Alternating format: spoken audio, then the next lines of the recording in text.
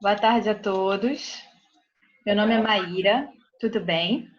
Meu nome é Maíra, eu sou advogada responsável pela área jurídica da ERJ. Queria primeiro agradecer a presença de todos vocês aqui hoje, nessa terceira live que a ERJ está organizando.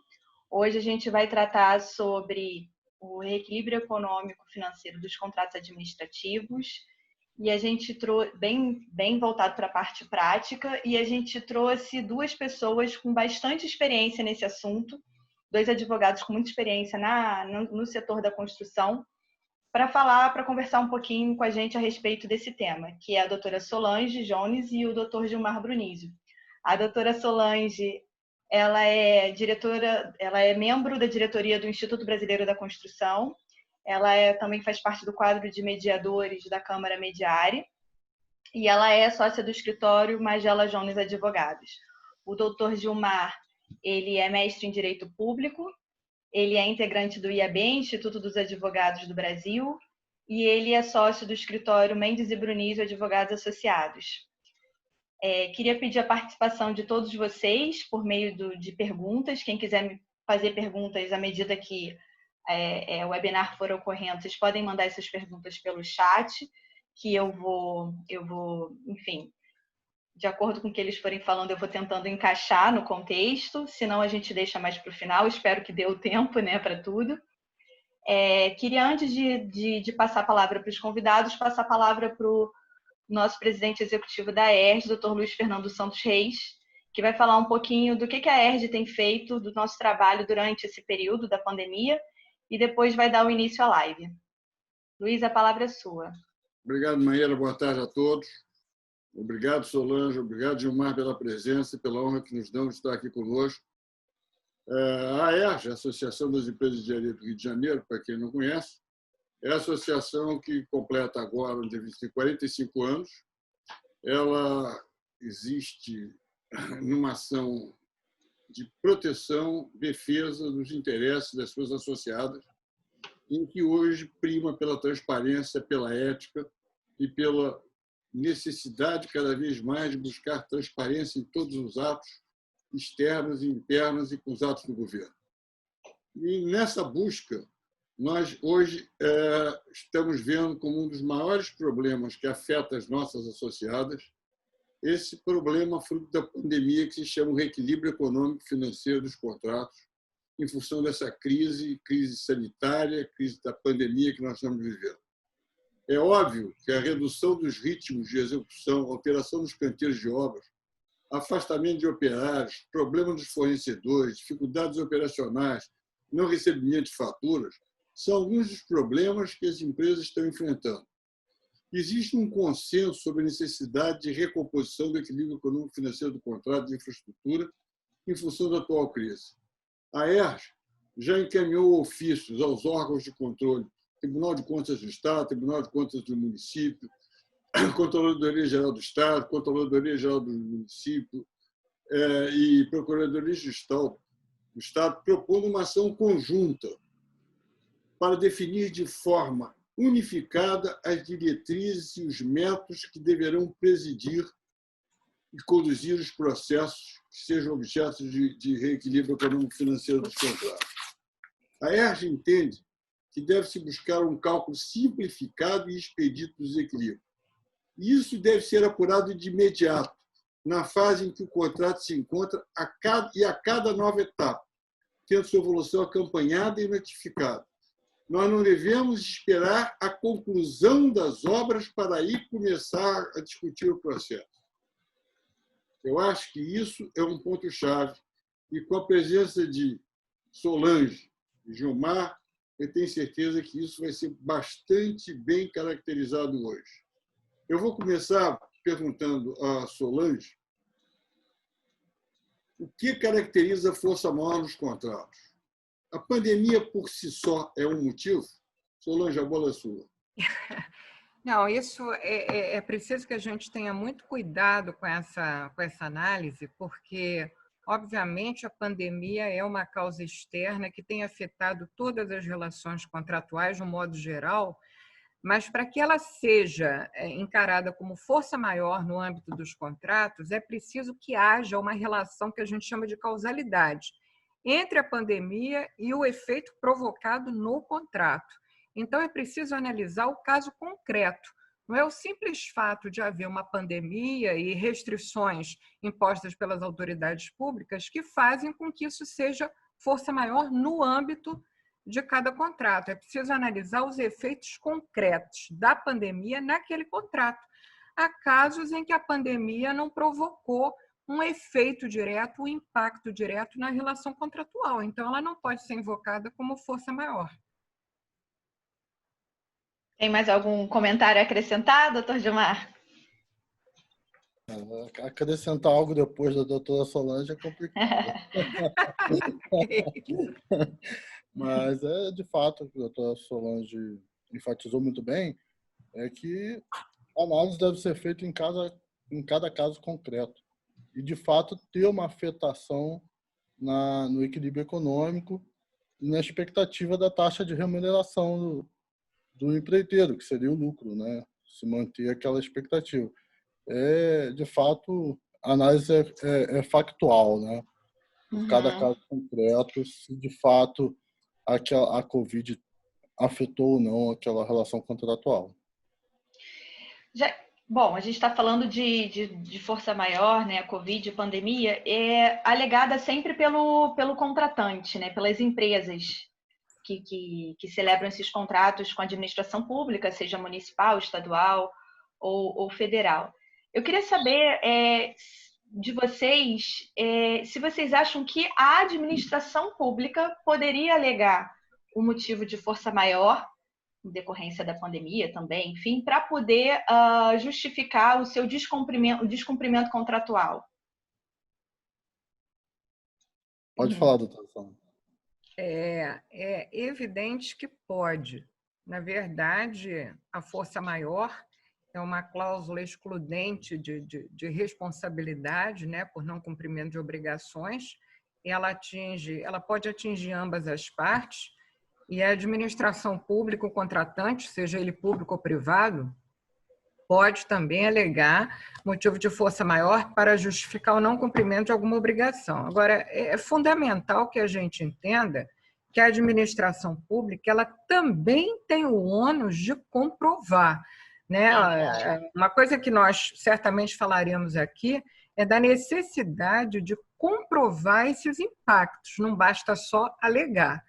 Então, todos nós que lidamos aí com contratos públicos sabemos que, infelizmente, é comum o descumprimento contratual por parte da administração, que inúmeras vezes posterga pagamentos, atrasa na liberação de medições.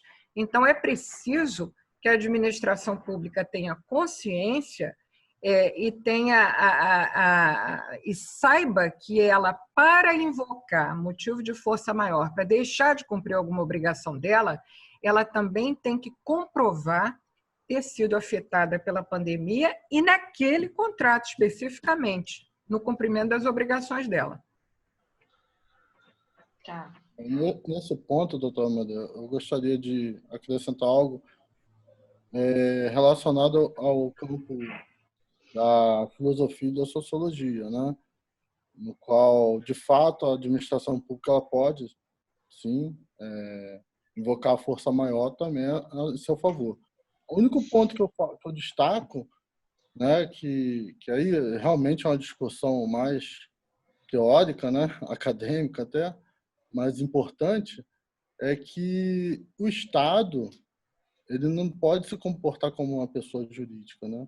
Numa crise dessa, de pandemia, o Estado tem que arcar com ônus ele é o primeiro a ser afetado, para depois ser afetado o particular, né? Então, ainda que ele possa alegar a força maior em seu favor, não como pessoa jurídica, como pessoa, como Estado, como aquele que nós legitimamos a nossa legítima defesa.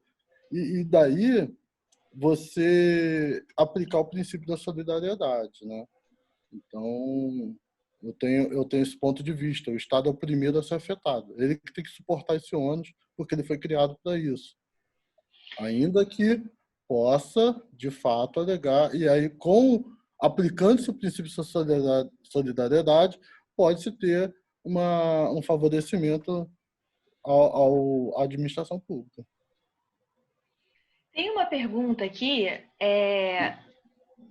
que foi feita: o que diferencia os impactos diretos e os indiretos? Acho que ele está se referindo a justamente esses impactos, os motivos de força maior, esses impactos nos contratos. Desculpa, Gilmar, pode falar. Não, eu vejo que a grande diferença está na prova, na forma que você vai conseguir comprovar esse desequilíbrio, esse impacto, né?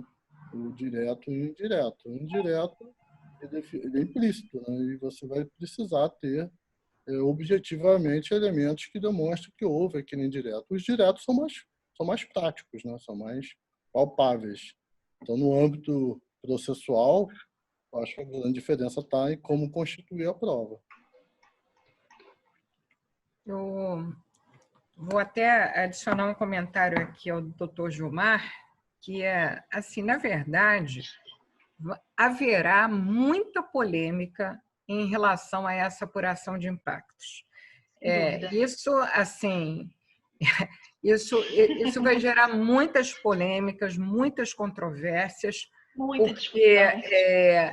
porque é preciso diferenciar, inclusive, vai haver uma situação, está havendo uma situação muito delicada no mercado. Inúmeros empresários, né, de vários setores, vários segmentos da economia estão sendo afetados, assim como o Estado está sendo afetado pela queda de arrecadação. Mas não necessariamente a condição econômica daquele empresário que foi afetada no seu negócio, não necessariamente ela é motivo para relacionar um impacto direto naquele contrato. Então, digamos, eu sou uma empresa que estou passando dificuldades porque fui afetada, deixei de receber receitas de vários contratos, mas eu tenho que analisar o que aconteceu naquele contrato. E nesse aspecto aí, o mesmo discurso vem por parte do Estado, né? A arrecadação está caindo, o Estado está com dificuldades orçamentárias. O que vai haver aqui, é preciso pontuar, é que, mais do que nunca, a boa-fé vai ter que ser trazida à tona. E quando o doutor Gilmar fala em questões até ligadas à sociologia, há aqui uma questão de ética a ser trazida à mesa. E essa questão de ética, ela precisa ser examinada pelas empresas, pelos contratantes, pela administração pública e até pelos órgãos de controle. Em muitas relações contratuais, está havendo diálogo não necessariamente pautado em algum artigo jurídico, né, algum artigo de lei específico, mas numa questão de moral, de ética, né, de bom senso. Eu vou fazer um comentário aqui, vou trazer uma frase que eu ouvi dita pelo diretor da Dimensional, Vinícius Benevides, numa live, ele disse uma coisa, não vou me apropriar da frase dele, ele disse: o momento... Já deu euforia, não tem problema. O momento é de consenso, é de bom senso e consenso. Então, realmente, isso é que vai direcionar aí o diálogo agora. Ótimo. Luiz, o seu microfone está desligado. Queria fazer uma observação. Eu acho que Solange e o Marcelo totalmente pertinente. Quer dizer, as empresas, no meu entender, são as maiores prejudicadas. A mim não cabe dúvida nenhuma. Se o Estado está perdendo receita, as empresas não têm nada a ver com isso. Isso é um problema do Estado. Agora, se houver essa transparência, se houver bom senso, eles podem fazer um planejamento, uma programação para pagar. O que não pode é pura e simplesmente ignorar que devem. Esse ponto é que eu acho que é crucial, que tem que ser marcado. Eles não podem dizer, não, que eu não tenho dinheiro, não vou pagar. O Estado tem uma previsibilidade, né? Exatamente. Ele vai se recuperar, ele tem a obrigação de dizer, eu não posso pagar, vamos fazer um planejamento, vamos cumprir esse planejamento. O que o empresário necessita é ter planejamento. Ele tendo planejamento, ele vive. Nesta pandemia aí, ou na confusão que nós estamos vivendo, é que ele não vive. Então, a necessidade é que haja transparência, bom senso e planejamento para essas ações. Isso é uma observação que eu gostaria de colocar. Excelente. Aí, dentro dessa linha, eu perguntaria, o direito do reequilíbrio é apenas os contratados ou os contratantes também podem reivindicar? Os contratantes também podem reivindicar, mas como você acabou de dizer, num cenário de execução de obras, realmente quem tem mais sacrifício e é mais onerado, sem dúvida alguma, são os contratados. Os contratados estão com mão de obra mobilizada, equipamentos mobilizados, né, com uma série de custos, né, a serem corridos. Então, embora o equilíbrio econômico-financeiro, independentemente de questões de pandemia, seja sempre, né, uma via de duas mãos, é muito mais provável, né, que o grande peso e a grande onerosidade recaem em cima dos contratados. Tem mais algum comentário, Gilmar? Eu achei que você fosse falar, mas não, tá tudo bem.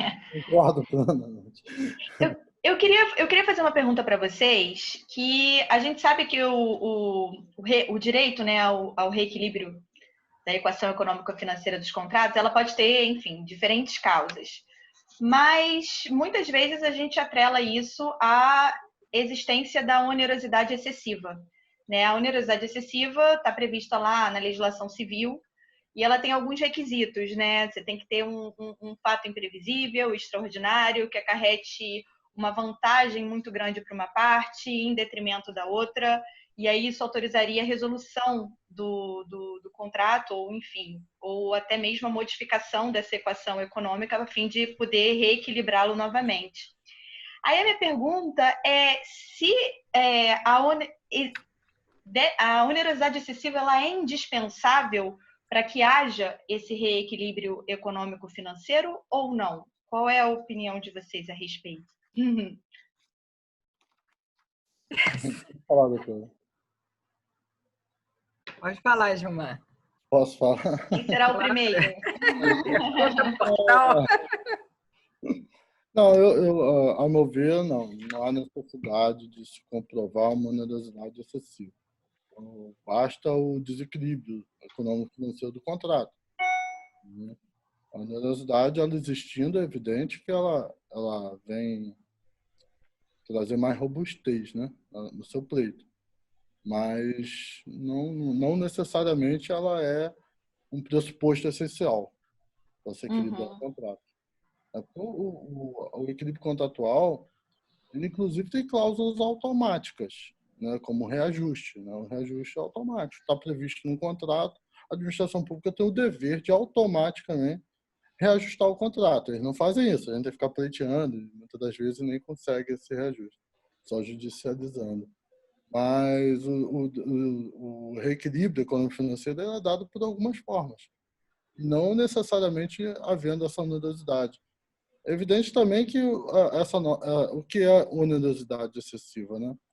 É uma norma muito aberta, né? A gente costuma dizer norma jurídica aberta, né? Que você não consegue defini-la. E aí você aplica o princípio da proporcionalidade.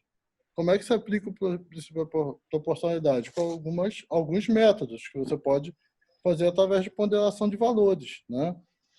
Se a norma é adequada, se aquela alteração foi necessária e se ela é proporcional em sentido estrito, né? Nossa análise, novamente, como a doutora Solange colocou no início da palestra, quase fechou a palestra, é que a gente precisa analisar cada caso concreto. Mas, a meu ver, o reequilíbrio é totalmente cabível, independente da discussão de ter ocorrido a onerosidade ou não excessiva. Vou complementar algumas coisas aqui na linha do Gilmar. Essa é uma discussão terrível, né? A gente, nesse mundo do direito, essa discussão de reequilíbrio contratual sempre é bastante polêmica, depende de cada caso, mas o que é importante aqui?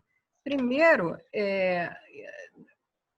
a gente analisar, né, os contratados analisarem, por exemplo, do que é que se está falando em termos de custos adicionais. Antes da gente falar de onerosidade excessiva, vamos começar a falar até dos impactos financeiros que estão ocorrendo nos contratos. Eu vou dar um exemplo de uma coisa que a gente tem visto acontecer. As obras são suspensas por determinação das autoridades, né? E durante aquele período de suspensão, o contratado continua mobilizado, continua com custos de manutenção, de conservação de canteiro. Ora, tudo isso são insumos que fazem parte do orçamento do contrato, né?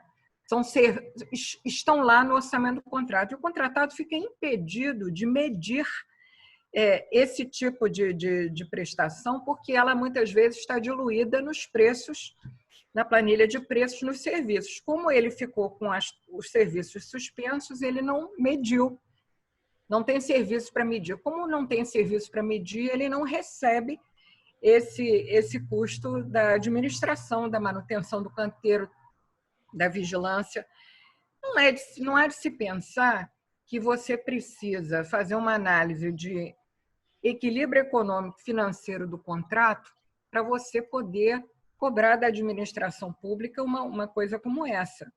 Então, essa análise aí do que vai poder ser mostrado em termos de prejuízos e cobrado, ela é muito importante, ela precisa ser comprovada, mas é fundamental que os contratados evidenciem isso, registrem, demonstrem à administração pública que estão arcando com esses custos.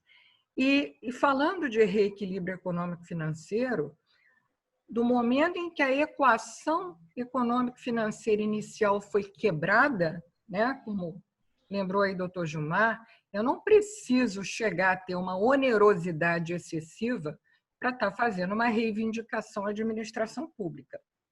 Porque se nós formos raciocinar assim, e aí existe um problema que está acontecendo, alguns contratantes estão entendendo que só podem avaliar a situação de equilíbrio contratual ao final do evento de força maior.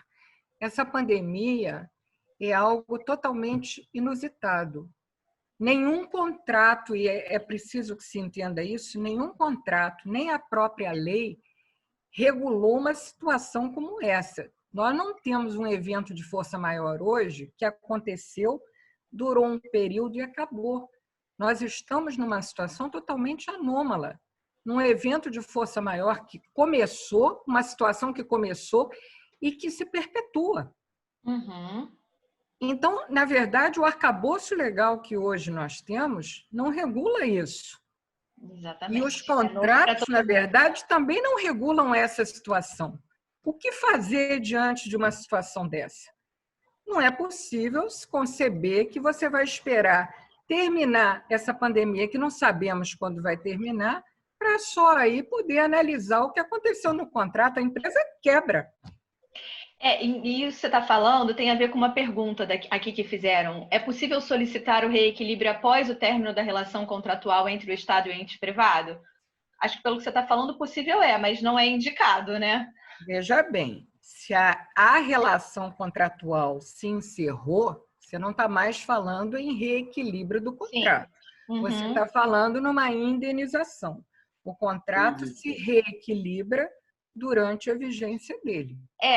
Eu não sei. E se a relação contratual tiver sido encerrada, você terá direito, sim, a reivindicar seus prejuízos, que não mais vão ser uma recomposição do equilíbrio contratual, vão ser uma indenização pelos prejuízos sofridos.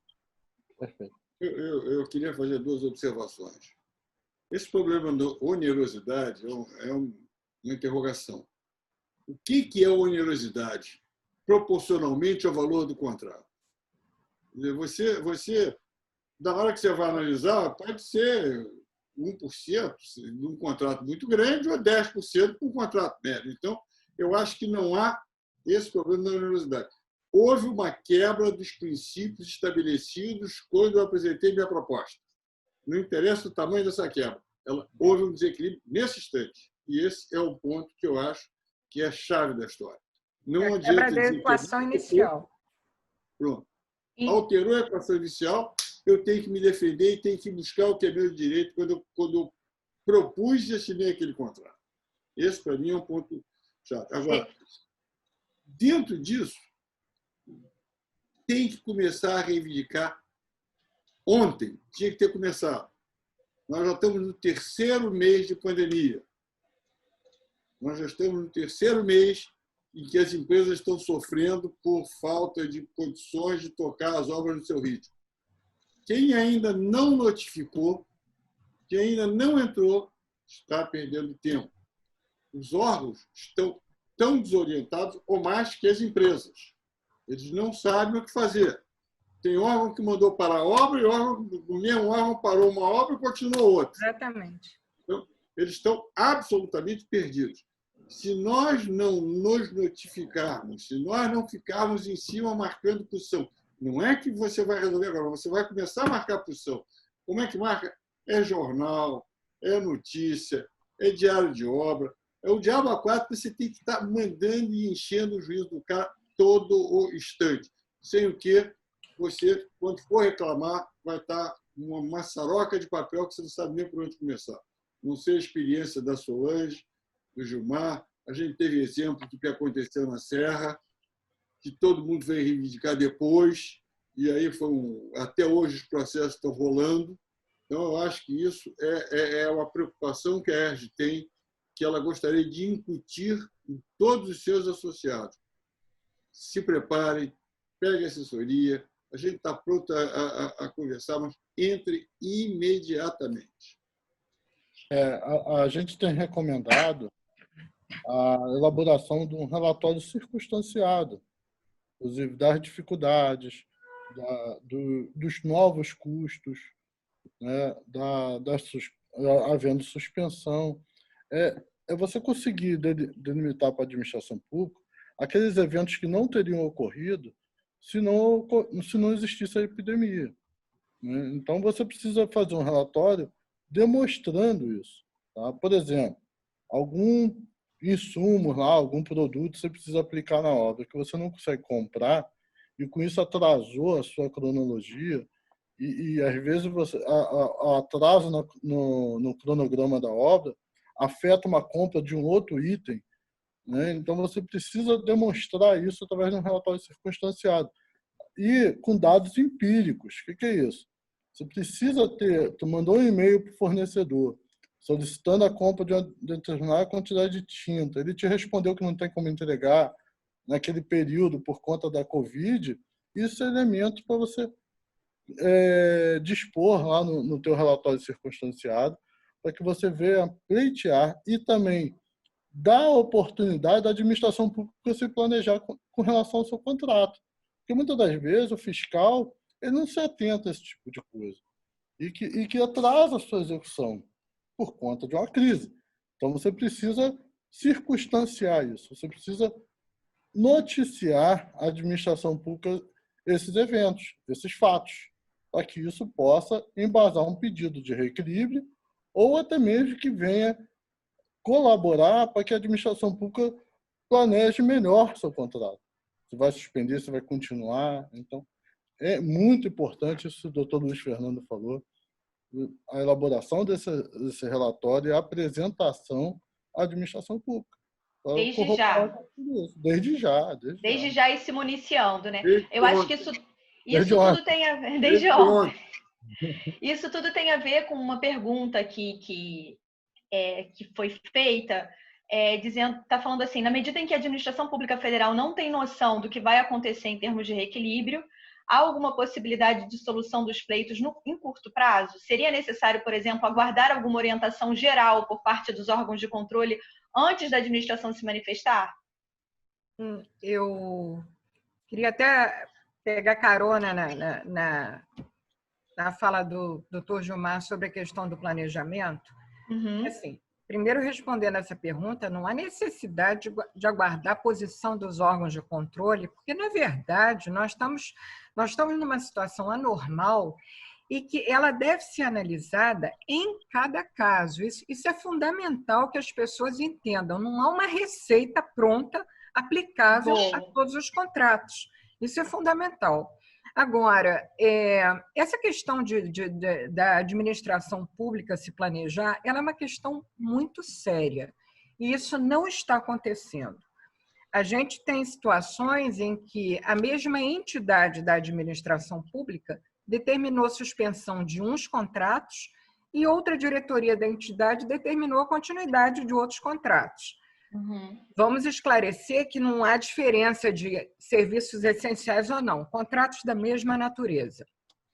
Há situações que a administração pública determinou a suspensão do contrato por 15 dias, a empresa suspendeu, se remobilizou, daí a 2 dias recebeu de novo uma ordem para suspender novamente. Ora, é preciso que a administração pública se sente com os contratados e discuta e faça um replanejamento. As empresas estão com equipamentos, com mão de obra, estão mobilizadas. Não é possível você imaginar que numa situação de um contrato de obras e serviços em que as empresas têm custos operacionais elevados, que elas fiquem nas trevas, sem horizonte, sem saber o que fazer. Bom, a administração pública também não sabe o que fazer, perfeito. É compreensível, mas então é preciso se sentar com os contratados e discutir. Vamos fazer uma reunião e vamos definir, olha, diante da situação e das incertezas, eu entendo que posso dar continuidade às obras, mas a continuidade vai ser do jeito X, do jeito Y, ou não. Nesse caso, entendemos que não devemos dar continuidade às obras. Cada contrato tem uma situação muito peculiar. Existem contratos em que a mão de obra mobilizada vem de outros municípios e houve restrição a transporte municipal. Então, assim, o que não pode acontecer é o pecador silêncio da administração pública, que, infelizmente, nós sabemos que é o que mais acontece.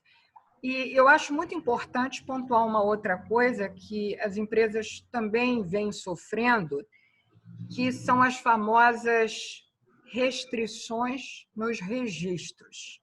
Quem lida com essa área de obras sabe que, incontáveis vezes, a própria fiscalização, diante da dúvida no que fazer, fala para o contratado, não bota isso no diário de obra, não registra isso, não escreve aquilo.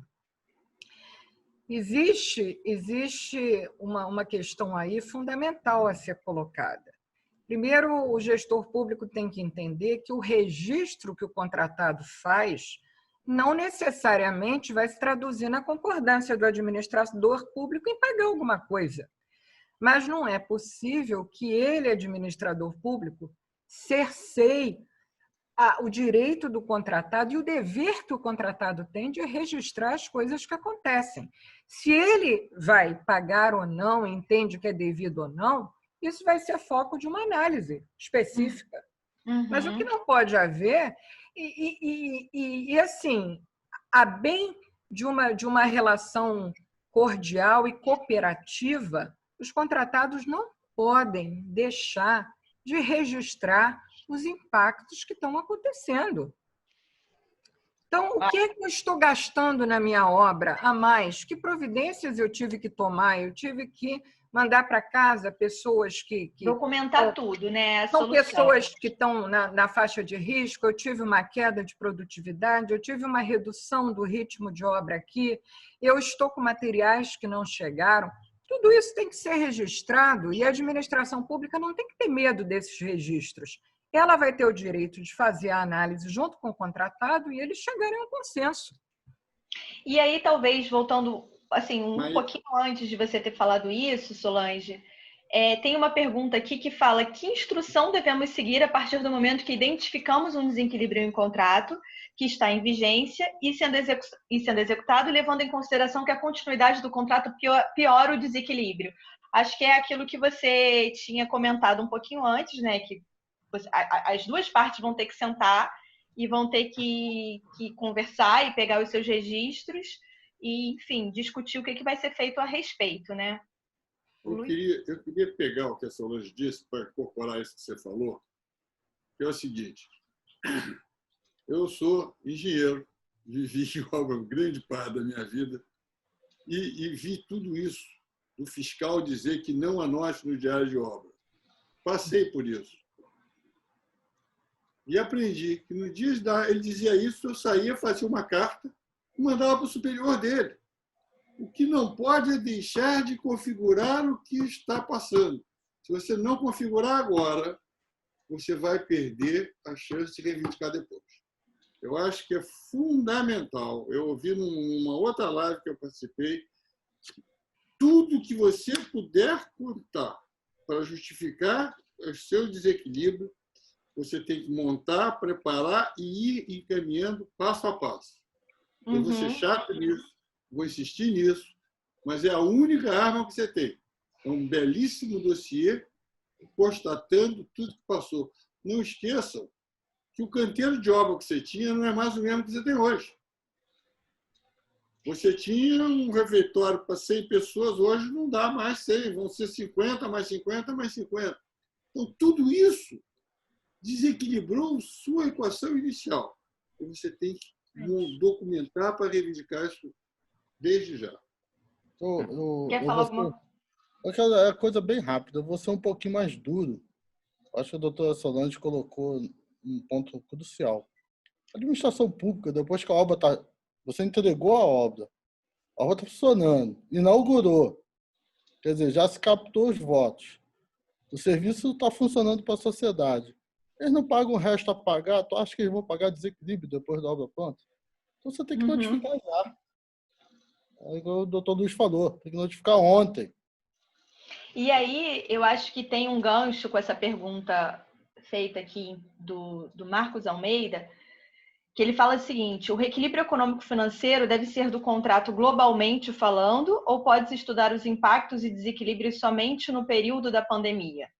Porque pode ser que os impactos da pandemia não sejam suficientes para desequilibrar o contrato como um todo, porém, de alguma forma, acabou imputando perdas ao contratado.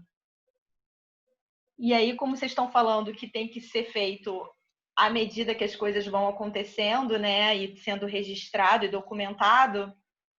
Veja só, Maíra, quando a gente fala, né, de desequilíbrio econômico-financeiro do contrato, na verdade, a gente está olhando o contrato como um todo. É muito difícil, essas avaliações, elas são muito difíceis porque elas são muito casuísticas. Claro. Mas é claro que eu não posso... há situações que acontecem que elas quebram, rompem aquela equação inicial, né, que foi construída no meu contrato, e eu já tenho uma sinalização de que vai daí para o pior. O meu contrato já vai ficar capenga, né, digamos assim. Sim. Eu vou usar uma palavra que eu acho interessante, eu tenho um comprometimento do meu equilíbrio contratual. Às vezes eu ainda não estou nem numa situação de onerosidade excessiva, mas eu preciso tomar providências porque o equilíbrio contratual está comprometido. A preservação das condições da proposta, ela está inserida na Constituição. A Constituição Federal garante essa manutenção das condições iniciais, das condições da proposta. Então, o grande problema de tudo isso está no... Agora, eu também vou fazer aqui, mostrar pecados dos contratados, está na falta de critério para fazer pleitos, no abuso, e agora, no caso da pandemia, está no oportunismo. A administração pública, e vamos dar razão aí aos gestores públicos, está morrendo de medo do oportunismo, né? Agora, então, digamos assim, eu já estava com a obra atrasada, cheia de problemas, não estava performando direito, e aí vou tirar partido da pandemia agora para fazer reivindicações e alegar o desequilíbrio contratual. Então, é claro que o contratado tem que agir de boa fé E é claro que ele não pode aproveitar a pandemia para cobrir inadimplências. Por outro lado, eu já queria até adiantar o seguinte: também a gente tem visto gestores públicos insistindo de forma radical que atrasos do passado não serão considerados. Alto lá. O atraso do passado, ele existiu, ok, existiu antes da pandemia, agora ele poderia ser recuperado, ele poderia ser minimizado, e a pandemia veio e agravou esse atraso, impediu essa recuperação, então é preciso que haja um diálogo. Não é pelo simples fato de haver um atraso anterior que eu, administrador público, não vou olhar o que aconteceu e os efeitos e os impactos da pandemia. Então, assim, a grande questão está assim, eu não preciso olhar o contrato como um todo esperando chegar ao final do contrato. Se eu já tiver um comprometimento da minha equação inicial, eu devo sim trazer isso à mesa, colocar isso para a administração pública e começar a discutir. A administração pública tem o dever de sentar e discutir com os contratados. Não é o direito, ela tem o dever de fazer isso. E para vocês, que tipo de perdas poderiam ser pleiteadas para a recomposição desse equilíbrio econômico financeiro? Perdas com mão de obra, não de produção, risco financeiro, porque você deixa de produzir, você deixa de medir, você atrasa seu cronograma financeiro, você tem risco, perdas financeiras. Insumos, produtos que tiveram aumento substancial, né, por conta até da variação cambial. Né? Você tem diversos elementos que você pode inserir. Os danos emergentes, né, que são aqueles danos de mobilização, desmobilização, né, com as ordens de suspensões.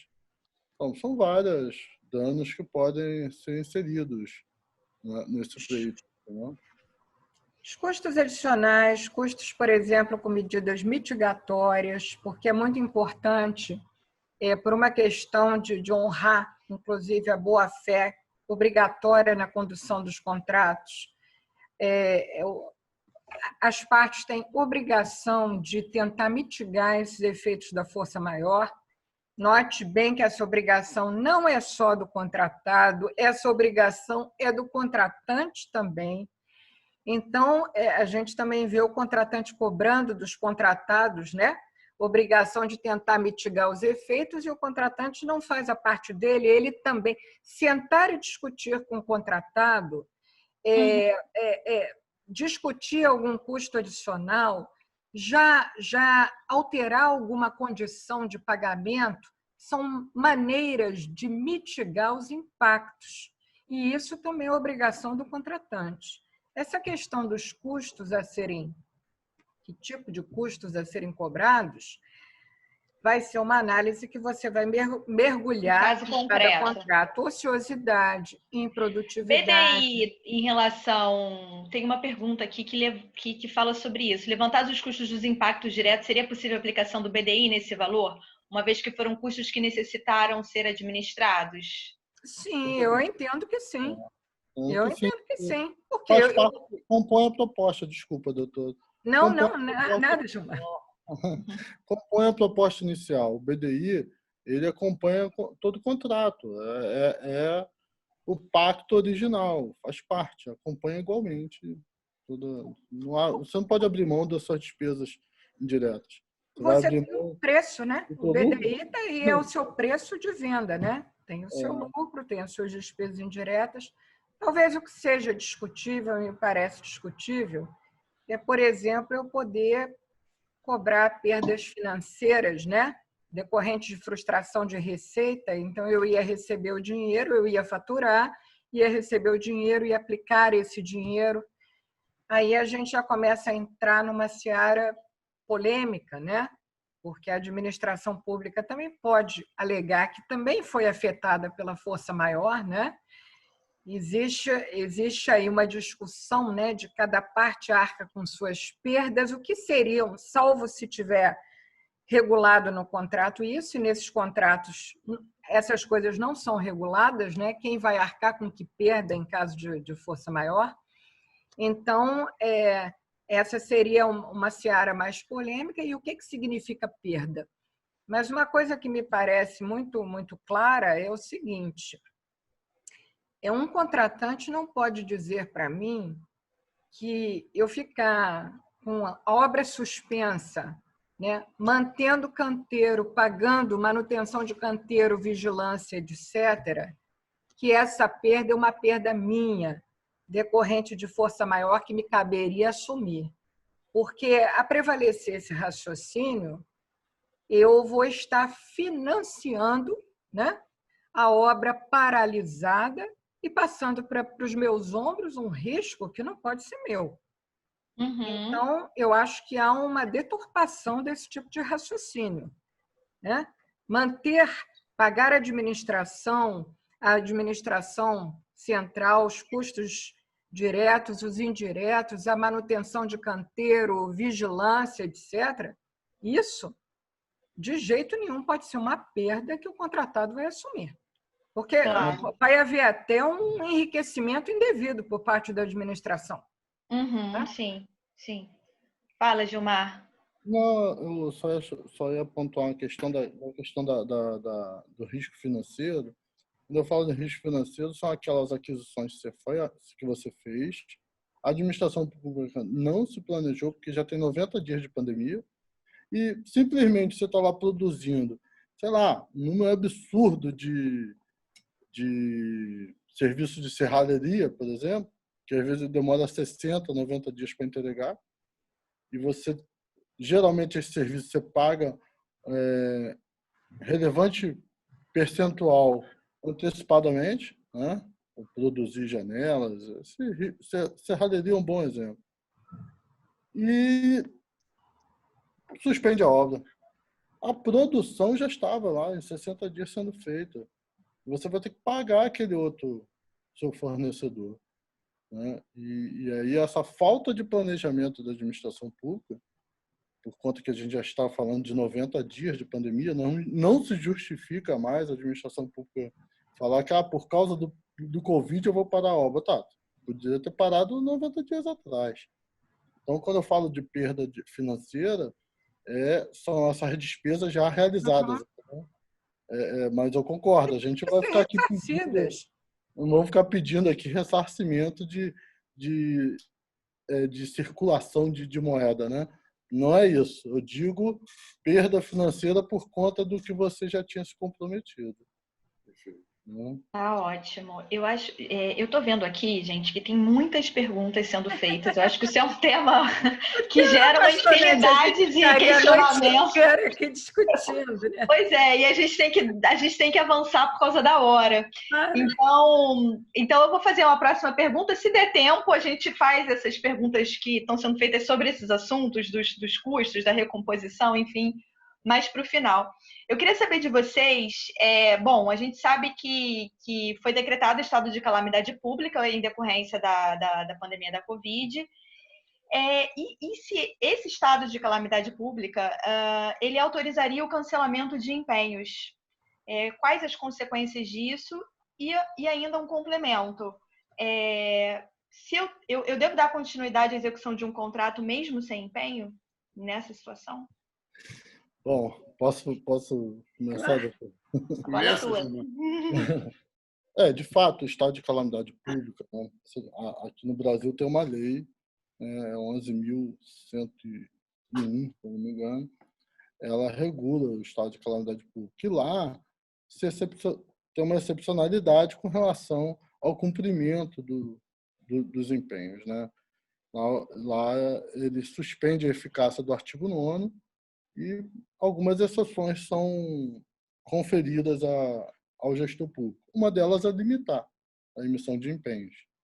Então, aqueles compromissos que ele assumiu durante aquele orçamento, ele pode limitar porque ele vai ter uma insuficiência orçamentária, uma insuficiência de arrecadação, por exemplo. E isso é evidente que a Covid traz essa redução de arrecadação, daí eles poderiam limitar esse empenho. A diferença está, e voltamos a falar no assunto, que eu acho que não tem jeito, é no planejamento, né? Você só pode cancelar empenho de despesas processadas. Despesas não processadas, perdão. De despesas processadas, é improbidade administrativa. Você não pode. Independente do Covid, do estado de calamidade, não importa. Você deveria ter, a não ser se for um evento, caiu um meteoro, e não tinha como você se planejar. Mas agora, passando 90 dias, não se justifica de forma alguma. No início, talvez sim, mas agora, 90 dias depois... Não se justifica cancelar o empenho de despesas já processadas.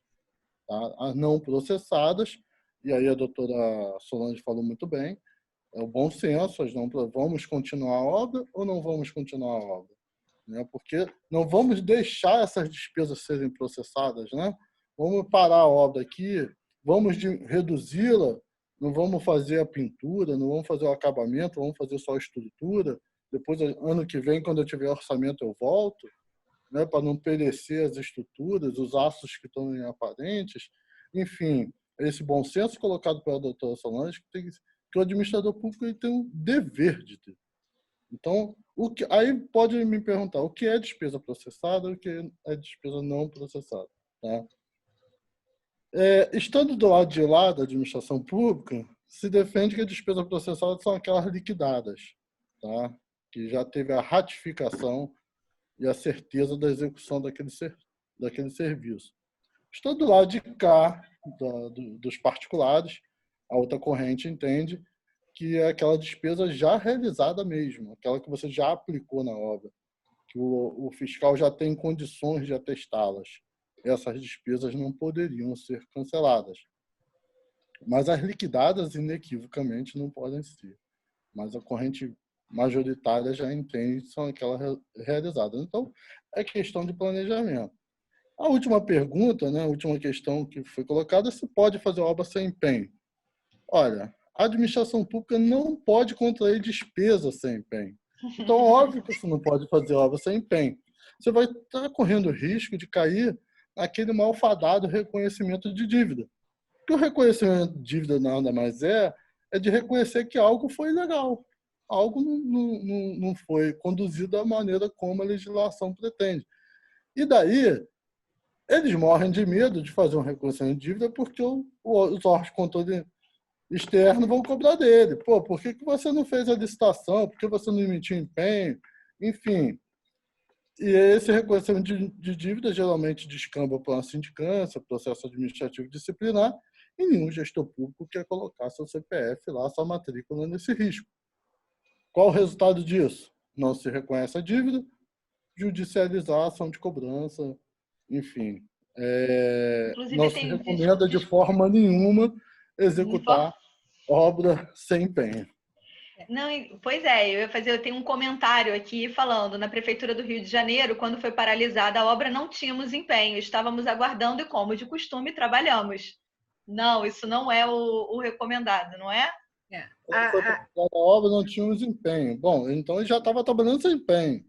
Isso. Estávamos aguardando, e como de costume, trabalhamos. Pois é, esse costume não pode, gente. Isso tem que acabar. Aliás, doutor Solange, nas ações que a gente vem atuando de cobrança, é uma situação muito interessante, eu venho debatendo muito. Inclusive, eu tive no núcleo, no laboratório do Ministério Público que faz controle orçamentário, eu tive a oportunidade de apresentar um trabalho no seguinte sentido, porque há uma recomendação do Conselho Nacional do Ministério Público que o Ministério Público não intervenha nas ações de cobranças, porque eles entendem que são dois CNPJ brigando. E aí eu volto com a discussão do seguinte, não são dois CNPJ, são dois CNPJ mais o Estado, mais o nosso protetor. E no momento que você vai cobrar e você faz uma cobrança como fosse entre dois privados, e o Ministério Público se afasta disso, você tem uma violação clara às normas de direito financeiro. Uhum. Claro. Então, essa intervenção do Ministério Público ela é de extrema importância. Há ali um crime, às vezes, de responsabilidade do prefeito. E as pessoas não se atentam a isso. Então, executar obra sem empenho está assumindo o risco de você não receber no tempo certo, você vai poder cobrar depois lá, mas ainda há o risco de você ser imputado como você está se locupletando daquela situação. Eu Pode falar. queria fazer um comentário, né? Eu trabalho há 34 anos nessa área de engenharia. E há 34 anos acontece a mesma coisa.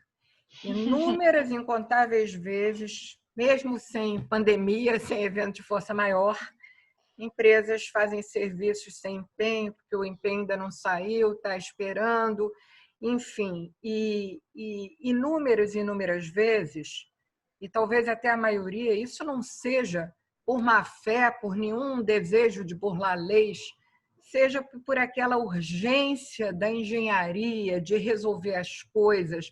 Na verdade, o dia a dia das obras, muitas vezes, é incompatível com a burocracia do trâmite das coisas da administração pública. Na verdade, você não poderia fazer serviços sem empenho, e os serviços muitas vezes são tocados, no fundo, por um espírito de cooperação entre o contratado e o administrador público. Está errado aos olhos da lei e, obviamente, os órgãos de controle não podem compactuar com isso e veem isso como uma irregularidade, em que pese, na maioria das vezes, isso não acontecer por uma má-fé, acontecer por uma necessidade de tocar obra, né? Porque se suspender ainda vai trazer um dano maior para o erário. Agora, o que não pode acontecer é que as empresas não tenham noção, né, do quão perigoso, do quão arriscado isso é, né? E que a administração pública também entenda que ela tem o dever, se ela precisar, né, cancelar um empenho no meio do ano, no meio do caminho, ela tem o dever de comunicar ao contratado e sentar e replanejar a obra. O que não pode acontecer é o que no dia a dia acontece. O empenho não aparece, o contratado não é avisado de nada e o contratado também não sabe, às vezes, nem que tem que procurar se informar sobre as coisas, e aí a obra vai sendo executada, chega no final do mês, não pode fazer medição não, porque não tem empenho. Aí acumula serviço feito para fazer medição depois, enfim. É um festival de coisas que, à luz da lei, são irregulares, né? E que, no fundo, eu acho que todos nós que lidamos com essa área de obras precisávamos fazer um esforço enorme, e entidades como a ERJ, que já tem lutado por muitas coisas, de todos irmos para a mesa, inclusive com os órgãos de controle, e ter consciência do que acontece na realidade e de que adaptações e de que orientações e do que nós precisamos, de fato, colocar em prática para corrigir os rumos. Eu queria comentar uma coisa com vocês. Há tempos atrás, eu vi uma palestra dada no Clube de Engenharia em 1970, pelo 74, por acaso, pai do Luiz Fernando Santos Reis, pelo engenheiro Luiz Santos Reis. E o título da palestra era Os principais problemas na execução de obras públicas. Se eu tampar a referência da palestra e mostrar para vocês, vocês juram por Deus que eu disser que eu assisti isso ontem, o ano passado, vocês juram por Deus que é verdade. Está super atual, né? Então, o que fica é isso, o que todos nós precisamos nos unir para fazer, para repensar essa condução dos contratos públicos, junto com os órgãos de controle, para que não fiquem acontecendo as mesmas advertências, as mesmas recomendações e a mesma impossibilidade prática de corrigir as coisas, né? Então, Tem é até muito um comentário aqui. louvável. É Desculpa, muito Solange. louvável esse movimento agora da ERJ e de todos esses debates, porque isso precisa vir à mesa. Claro, sem dúvida. Tem até um comentário aqui falando assim, exatamente isso, Solange. Muitas vezes o administrador não dá a oportunidade do contratado se replanejar e readequar o ritmo da obra em função dos recursos que realmente poderão ser disponibilizados. É isso que você está falando. Já há uma... Desculpa. Fala, Gilmar. Não, porque dentro do que a doutora Solange falou, dessa questão de planejamento, de você poder não ter como se planejar por conta da disponibilidade orçamentária, né? Mas há uma tentativa já. O problema que nós enfrentamos aqui é que toda flexibilização, né, que busca eficiência esbarra na questão da corrupção. Nós temos agora a Lindbe, que notadamente insere em nosso sistema do direito público o consequencialismo, né, em que o gestor público pode tomar uma decisão ao arrepio da lei, mas que venha alcançar um melhor resultado da sociedade. Mas o administrador público também ele fica muito adstrito à legalidade, porque se ele fizer isso e ele não souber de forma contundente motivar essa decisão, que sai um pouquinho da curva da legalidade, ele vai ser punido pelos órgãos. O rigor das decisões dos órgãos de controle externo é excessivo. Então, esse tipo de decisão que o gestor privado ele tem, o gestor público não tem. E daí Gilmar, desculpa, Gilmar, é que você falou da lei de introdução e da importância agora, né, que a lei de introdução ao direito civil, que foi recentemente modificada, e ela traz exatamente isso, uma responsabilização do gestor público e até dos órgãos de controle de analisar as consequências das suas atitudes, dos seus atos. Sim. Então, não é, digamos assim, um apregoamento de agir de forma ilegal, mas é uma advertência para a necessidade de não se olhar a literalidade da lei e tomar atitudes, às vezes, descabidas, absurdas, que vão gerar danos muito maiores. E exemplo clássico disso é a declaração de nulidade de um contrato que já está a mais de meio caminho andado, porque se chegou à conclusão de que havia alguma irregularidade na licitação. Então, quais são os danos ao erário? Qual é a lesão que vai... as consequências que vão decorrer disso, né? Então, o mais caro pode ser o melhor para a sociedade. E aí nessa... o melhor para a sociedade. Menor dúvida. Isso. E nessa linha dessa discussão, só falando da pandemia, é preciso que todos nós tenhamos consciência do seguinte: não há um artigo da lei que entre em detalhes para regular essa situação da pandemia. Não. Então, gestores públicos, contratados e órgãos de controle têm que olhar essa situação anômala que não está coberta por nenhum detalhamento legal. E o que tem que funcionar aqui é razoabilidade, boa-fé, bom senso, interesse público, função social do contrato, razoabilidade e ética. Ética, acima de tudo. Ética. Eu exerci um cargo de procurador-geral no município.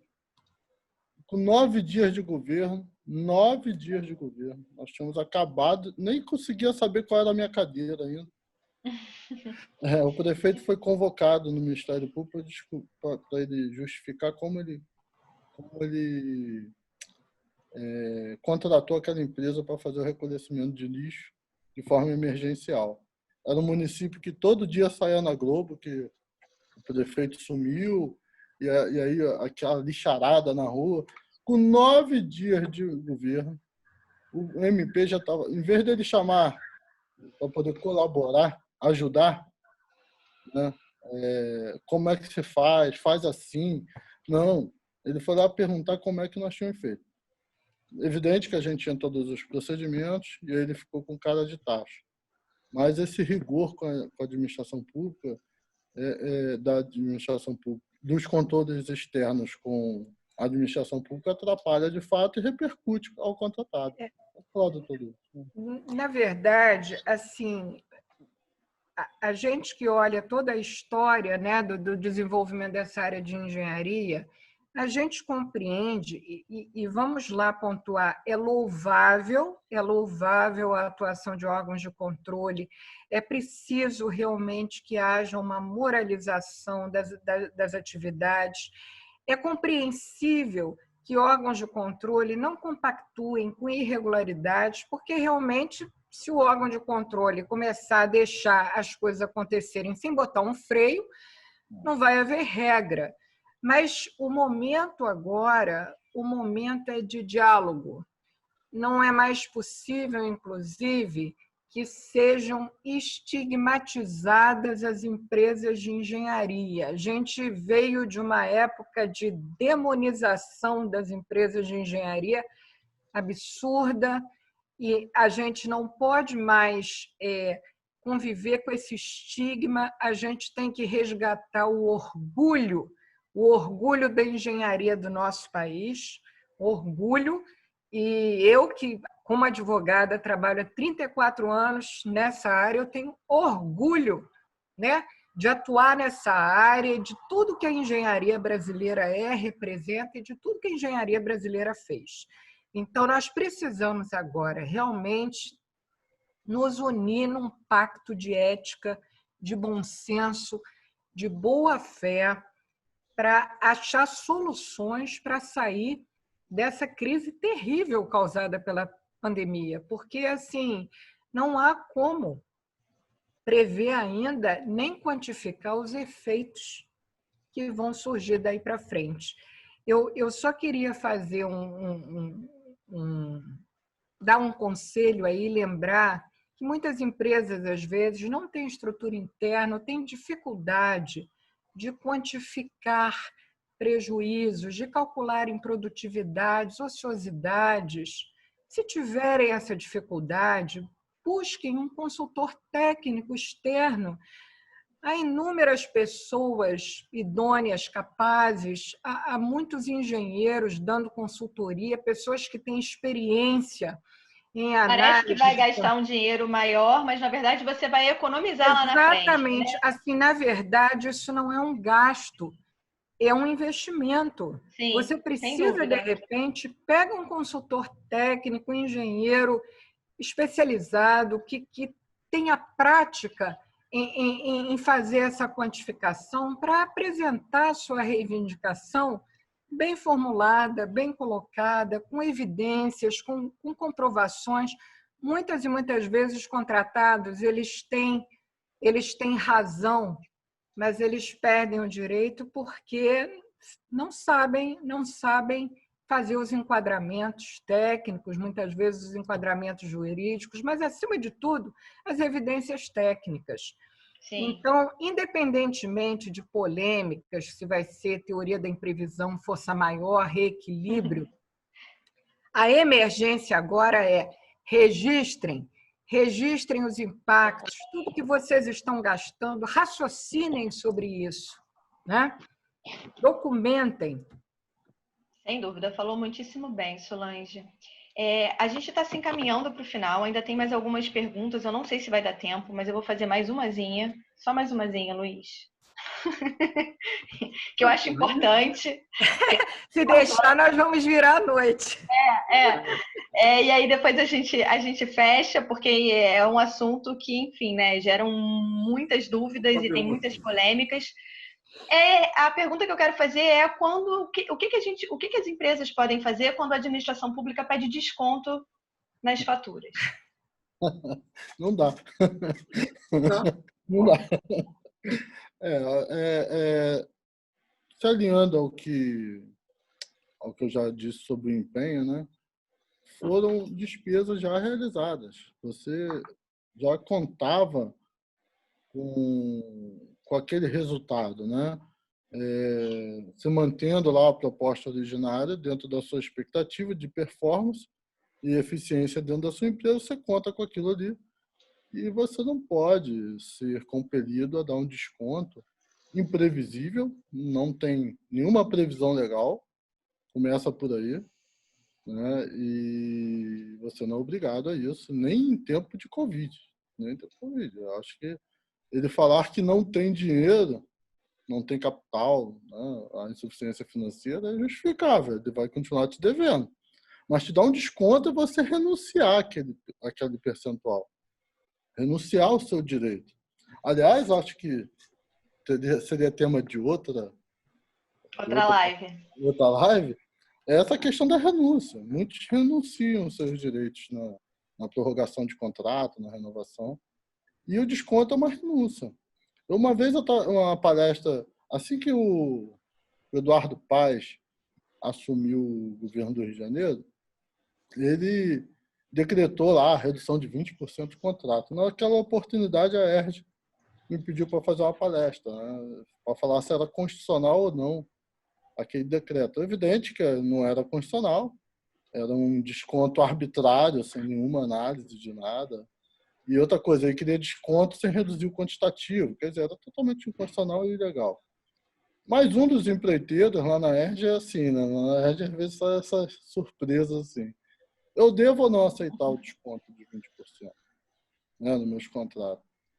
Eu devo ou não aceitar o desconto na fatura? A conta é simples.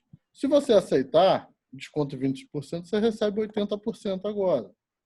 Se você não aceitar, você vai judicializar e vai pagar esses 20% para o advogado. Então, é uma coação, né? Porque ou você aceita ou você vai perder para o advogado lá na frente. E vai demorar 10 anos. Essa é a história de administração pública. Eles usam o sistema de precatório para dar um calote público. E aí te força a aceitar um desconto de 20%, porque você vai receber 80% agora. Se você negar, eu não te pago. Né? Era assim que funcionava. Hoje, temos que controlar, sim, a ordem cronológica de pagamentos. Isso deve ser um papel essencial. Nós não temos isso no estado do Rio de Janeiro, muito menos no município.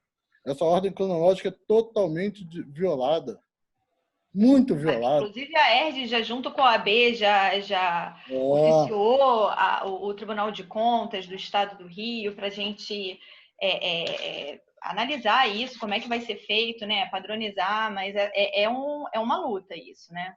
Então, muitas das vezes, o empresário ele se submete a aceitar esse desconto porque ele quer receber os 80% imediatamente, que ele sabe que não vai receber. Sabe que não vai receber. Ele vai pular lá para o final da fila algo que viola a norma legal. Eu ia até brincar com a pergunta, né? O que fazer quando a administração pública pede um desconto ou quando ela impõe um desconto? Impõe, né? E a tal história, é pecado ela pedir um desconto? Não. Ela está no direito dela, né? Pedir, né? Estamos falando de negociar.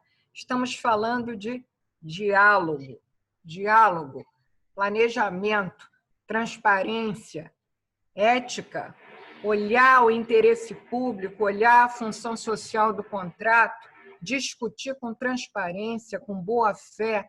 É disso que nós estamos falando.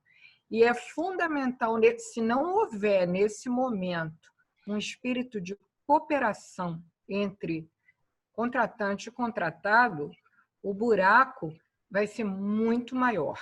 Nós vamos estar diante de uma tragédia, simplesmente. Então, o gestor público que pensar que ele, em silêncio, impedindo o contratado de registrar coisas e empurrando com a barriga problemas e postergando decisões que ele está protegendo o interesse público, ele está muito equivocado, né? Esse não pode ser o papel dele.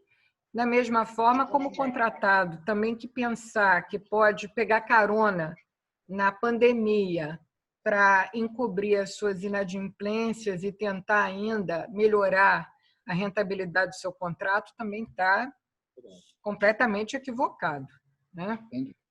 Então, assim, é um movimento, né, que nós todos temos que fazer nesse momento e para pegar esses anos todos, né? 30, 40, 50 anos de coisas que se repetem, de decisões dos tribunais de contas que se repetem, advertências que são feitas, punições, sanções, e para a gente constatar que as mesmas coisas e as mesmas dificuldades continuam acontecendo. Então, o que todos nós da sociedade brasileira estamos fazendo? Enxugando gelo? Não é possível, né? Gestores públicos, contratados, órgãos de controle, todos temos que nos unir nesse momento para achar soluções, e especialmente agora, nesse momento da pandemia. É isso que nós precisamos fazer. Sem dúvida nenhuma. Gente, eu estou olhando aqui no chat, tem milhares de perguntas. Infelizmente, a gente tá encerrando por causa do tempo. Não dá tempo de fazer tudo. A gente pensa em organizar uma outra depois, que eu acho importante, que é um assunto muito amplo, né? E muito importante para o nosso setor. Tem muitos comentários também, que às vezes não dá para interromper o que eles estão falando para fazer os comentários. Teve até um comentário perguntando quem era o pianista da casa, Solange. Sou eu, pianista enferrujada.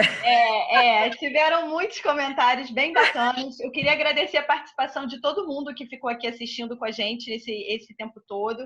A gente vai organizar outras sobre esse tema. Queria agradecer imensamente a presença da Solange e do Gilmar, que se disponibilizaram a estar aqui hoje para tirar um pouco das nossas dúvidas, esclarecer um pouco para associados e não associados. E vou encerrar agradecendo a todo mundo. Vou passar a palavra para o Luiz, para ele poder... O Luiz já estava assim. Vou passar a palavra para o Luiz, para ele poder fazer o encerramento final. Obrigada, viu, gente? E só mais uma lembrança, desculpa. Essa live vai ficar gravada no nosso canal do YouTube. Então, quem quiser acessar depois, enfim, voltar, é no canal do YouTube da ERJ. Luiz. Eu também só queria agradecer a oportunidade de estar participando aí desse debate. E aí toda a cooperação de vocês foi muito bacana. Eu fiquei muito feliz com essa oportunidade. Foi muito bom. Igualmente. Gostaria de agradecer a oportunidade e especialmente de ter participado com a doutora Solange desse debate. Muito agradável e proveitoso demais. Muito obrigado. Eu acho, Maíra, que a gente vai repetir com a dupla, pegando essas perguntas que fizeram. Pode, e estão sendo super elogiados aqui os dois no chat. Esse é o dia a dia da vida das empresas e eles conhecem esse dia a dia. Então, acho que vale a pena a gente ver. O que eu queria deixar de encerramento é o seguinte. Eu acho que muita gente que está aqui não sabe exatamente o que a ERJ tem feito em termos de uma palavra que foi muito usada aí, chamada transparência. A ERJ é a entidade de classe do setor da construção que mais evoluiu nesses preceitos. A ERJ hoje tem uma rigidez absoluta no tratamento dessa matéria. Ela tem canal de denúncia externa, ela tem código de ética, ela tem feito palestras intermináveis sobre isso e ela luta para isso. Ela entende, como vocês disseram, que para sair desse imbróglio que nós estamos, tem que haver muita transparência. Não pode haver oportunismo, e eu fiz um artigo na semana passada dizendo que o oportunista vai atrapalhar a empresa que trabalhou seriamente e que precisa ter sua reivindicação aceita. Sem dúvida. Então, a gente tem que estar muito de olho nisso. E eu acho, foram feitos comentários sobre os órgãos de controle, eu acho que a gente, de alguma forma, estão ocorrendo mudanças nos órgãos de controle. Eu acho que os órgãos de controle hoje já têm outro nível de visão que não tinham no passado. Eu que o trabalho que o Tribunal de Contas do Estado, o trabalho que o Tribunal de Contas do município vem fazendo, são bastante modernos dentro do que a gente precisa e bastante elogiados. A ERJ tem se usado muito em ações junto ao Tribunal de Contas do Estado que têm sido acatadas as observações que ela tem feito em relação a determinados editais. E vamos continuar fazendo. A ERJ tem usado a Procuradoria-Geral também e tem usado a Controladoria-Geral também em busca dessa palavra chamada transparência e ética. O que eu gostaria de colocar agora é o seguinte: nós oficiamos a todos eles sobre isso que nós estamos discutindo. Eu acho que, apesar de cada empresa ter um problema, existe uma lógica nesses problemas. Existe um eixo comum, porque o contrato da empresa que está fazendo a obra A, se é da prefeitura, ele é igual ao da empresa B. Então, os pontos são muito comuns. Os itens que terão que ser... O problema pode ser diferente, mas os itens que têm que ser examinados são os mesmos. Então, nós estamos propondo, colocando em ofício ao Tribunal de Contas, que tentasse, e aos órgãos de contas, que tentassem fazer uma itemização de quais os aspectos que devem ser importantes, não é para criar uma norma, mas para criar um roteiro de análise desse trabalho. E estamos abertos para receber sugestões de vocês, das empresas que estão passando pelo problema, que entrem em contato conosco. Não é a notificação só que vai resolver. É a notificação que tiver razonabilidade. Aquilo que for verdade, que for razoável o que aconteceu. Se não for verdade, vai perder a validade no mesmo instante. Não adianta querer dar o golpinho, dizer que registrou o que não foi feito, porque não vai chegar a lugar nenhum. O que a gente acha é que tem que haver transparência nesse trato desse fato, tem que haver bom senso, e nós estamos aqui, a ERJ, para tentar ajudar nesse fato. E queria só encerrar e dizer o seguinte: a ERJ, no dia 25, completa 45 anos.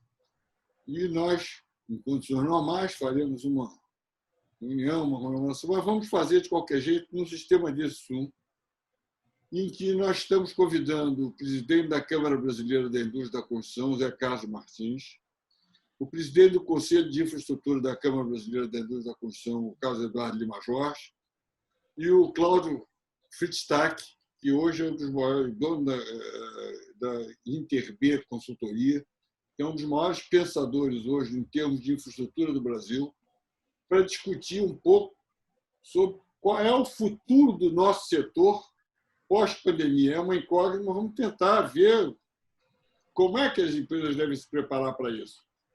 Vamos tentar lutar por isso e vamos fazer essa reunião no mesmo sistema que está aqui, no dia 25, às 16 horas da tarde, com o Cláudio Fritztak, o Zé Carlos Martins e o Carlos Eduardo Lima Jorge. Eu acho que vai ser profundamente interessante e, em seguida, se o Gilmar e a Solange estiverem de acordo, nós emendaríamos uma segunda rodada sobre esse mesmo tema, porque eu acho que ele continuará palpitante.